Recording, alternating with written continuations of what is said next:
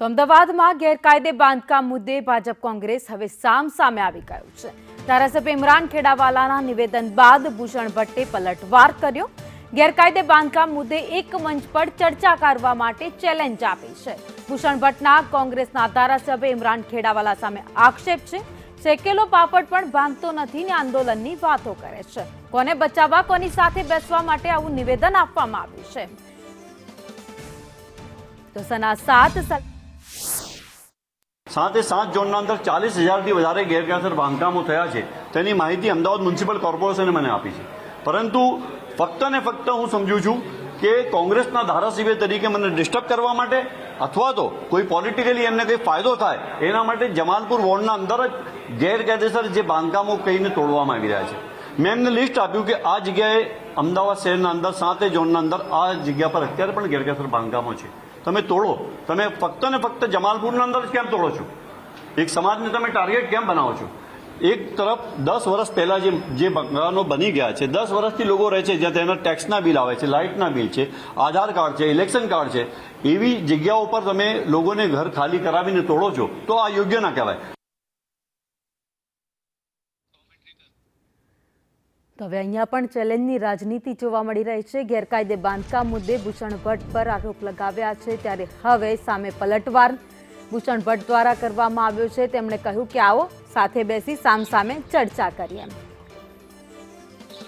ભાજપના નેતા ભૂષણ ભટ્ટ અમારી સાથે જોડાઈ ગયા છે। ભૂષણભાઈ, સંદેશ ન્યૂઝમાં આપનું સ્વાગત છે। ગેરકાયદે બાંધકામને લઈને હવે ચેલેન્જની રાજનીતિ અહીંયા પણ દેખાય છે। હાજી, મારો અવાજ સંભળાઈ રહ્યો છે આપને? હાજી હાજી હાજી। ભૂષણભાઈ, આ ગેરકાયદે બાંધકામને લઈને હવે સામસામે આવી ગયું છે ભાજપ કોંગ્રેસ, ચેલેન્જની રાજનીતિ અહીંયા પણ દેખાઈ રહી છે। એક સાચી વાત, ચેલેન્જની રાજનીતિ નથી, વૈચારિક રાજનીતિ છે। જે વિસ્તારની અંદર જમાલપુર ખાડિયા વિધાનસભા વિસ્તારમાં ભારતીય જનતા પાર્ટી તરફથી વિકાસના કામ થાય ત્યાં ધારાસભ્ય એમ કે મેં કીધું એ કામ થયા।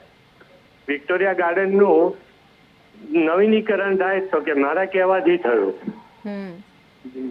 સરદાર બાગનું નવીનીકરણ થાય તો કે મેં કરાવડાવ્યું। કેપી રોગ હોસ્પિટલ બને કોર્પોરેશન તો કે મેં કરાવડાવ્યું। અને જે વિસ્તારની અંદર રિક્ષા ના જઈ શકે, સ્કૂટર ના જઈ શકે એવા વિસ્તારની અંદર 10-10 માળના ટાવરો થાય અને કોર્પોરેશન ગેરકાયદેસર બાંધકામ તોડવાની, હું તોડવાની વાતમાં હું અસમત છું। મારી વાત એટલી જ છે કે કોટ વિસ્તારને બચાવવા માટે રીડેવલપમેન્ટ પોલિસી આવી જોઈએ। હયાત મકાનોને, હયાત જેટલા માળનું હતું એ મકાનો રહેઠાણના બનવા જોઈએ। રહેઠાણના મકાન રહેઠાણ જ બને અને કોમર્શિયલ ના બને એ આજ દિન સુધી મને દેખાતું નથી।